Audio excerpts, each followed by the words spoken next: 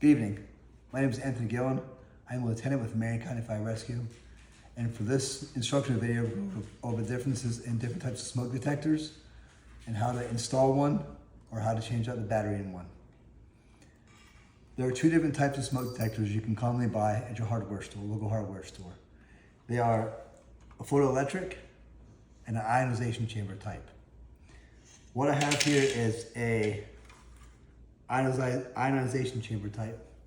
You'll be able to tell on the back of the smoke detector, it'll have a little I with a circle around it. The other one will have a P. So when you take those down and look at them, you'll be able to tell the difference in which one is which.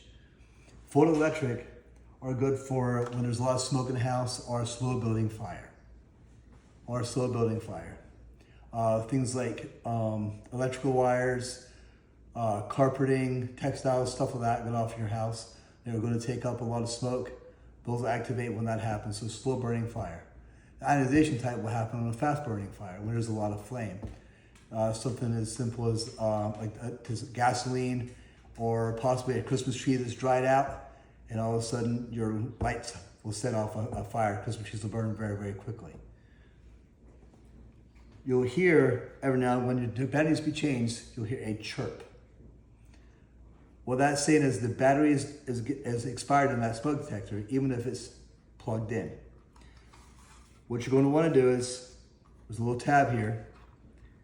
You're going to open that tab, pull it out, you'll pull the old battery out, and you'll place it with the brand new 9-volt.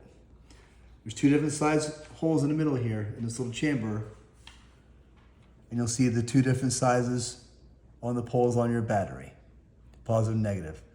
All you do is install it with the large side going in, push it in, so it sits, and then close it, and there it is, that's it in. You will see there's a red light right there. That tells you the battery is working. What you want to do is you're going to want to test it. Make sure that battery is good. So push down the test button, hold it. That lets you know that the battery is good and the smoke alarm is now activated and ready to be installed. When you buy a new smoke detector, it'll come with a mounting bracket. Depends on what you've already got up there. If it's an older model, you may have to replace the mounting bracket as well as the smoke detector. Sometimes there'll be a different connector, but they normally have adapters inside of the box. When putting in a new smoke detector, or replacing them, you want to make sure that you don't put them in a kitchen. The reason being is if you're cooking in your kitchen, say you're cooking steaks or meat, or even just something as simple as making toast, if the toaster starts to burn the toast, it'll set off the smoke detector. You'll see there's nothing on top in this area here for that reason.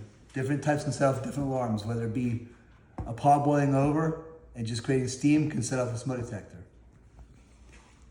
This is my home, and in my home I have high ceilings. So if you look where the place of my smoke detector is 6 inches from the top of the roof line. That's about where you want it, 6 inches or on the roof itself in those areas. You should have ones in each bedroom or outside of each bedroom, in the hallway, and in a main living quarter. Now we'll go over the tools necessary to replace the smoke detector. You're going to want the smoke detector itself. You've already installed the battery, and you want to have a Phillips head screwdriver. You're going to want to use an A-frame ladder that hopefully the homeowners have. You don't want to use their fire service ladders because they're meant to be placed against the wall, and we don't want to damage your wall. If you don't have a smoke detector, instead you have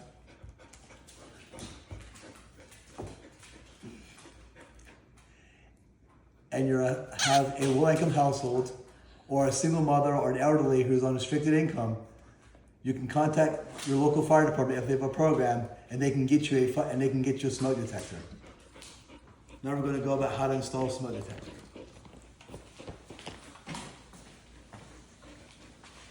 And you can see I've already taken the one down from my hallway. I'm going to install it, including the mounting bracket.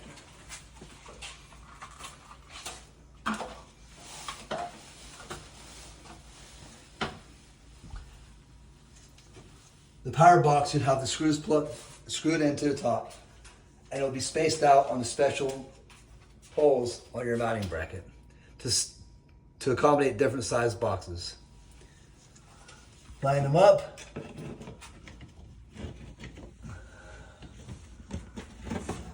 Then just turn it and lock them in. Tighten with a Phillips head screwdriver. Doesn't have to be overly tightened. Just snug, that way smoke detector doesn't weigh a lot, it's not going to pull down the roof. And then that's all it takes to mount it. Then you will take the plug it in there. Look for a while it's mounted up. 2 holes to 1 hole.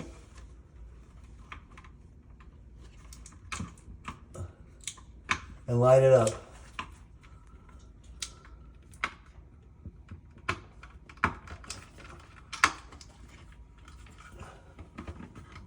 Push it in and just rotate it. Now your smoke detector is installed. Once you've installed it, do a system test. You will see that the light that was red is now green. That lets you know that it's armed and ready to go. Now we'll do a system test. You'll hear that each smoke detector will go off in series.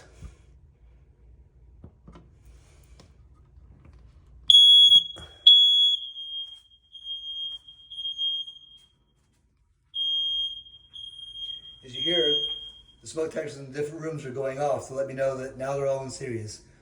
This is done when they're hardwired in, so that if a fire breaks out in another room that you're not in, say in a fire bedroom here, and I'm in the master bedroom sleeping, that I'll be alerted to let me know there's a fire and just enter the house. That way we can evacuate.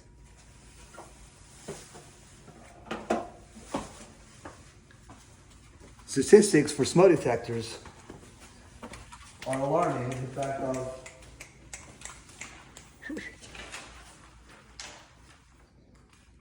3/4 of reported homes in 2014-2018 had smoke detectors. Almost 3 out of 5 home fire deaths were caused by fires in properties with no smoke alarms. 41% that failed to operate were 16%. The risk of dying in a reported home structure fire is 55% lower in homes with working smoke alarms than in homes with no alarms or none that worked. When present, hardwired smoke alarms operated in 94% of the fires considered large enough to trigger a smoke alarm. Battery-powered alarms operated 82% of the time. Power source issues were most common factors when smoke alarms failed to operate. So as you see, the data states that having a smoke alarm is necessary and a great thing in your home to protect your family. We buy door locks, we buy special windows, we buy different things for home protection, but a smoke alarm is $20, $25, and a 9-volt battery can help save your life. Thank you again. My name is Anthony Gillen. I hope this lets you know how to install smoke detectors and how to check them. Replace your batteries, daylight savings time, and every time you change your clocks, change your batteries. Thank you.